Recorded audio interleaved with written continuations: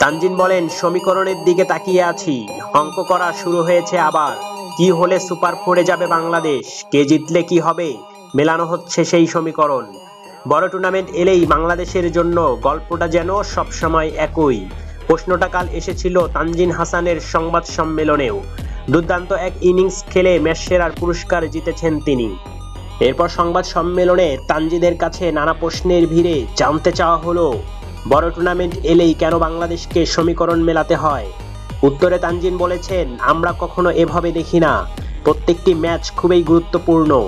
আগের ম্যাচটা হেরে গিয়েছি, কিছু বলার নেই ওই ম্যাচটা নিয়ে, কারণ ম্যাচটা খুব বাজেভাবে হেরেছি।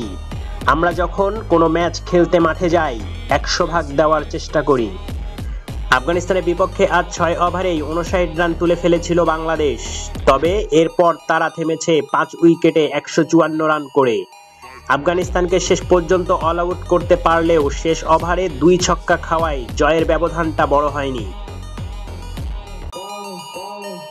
চ্যানেলটি সাবস্ক্রাইব করে সাপোর্ট করবেন।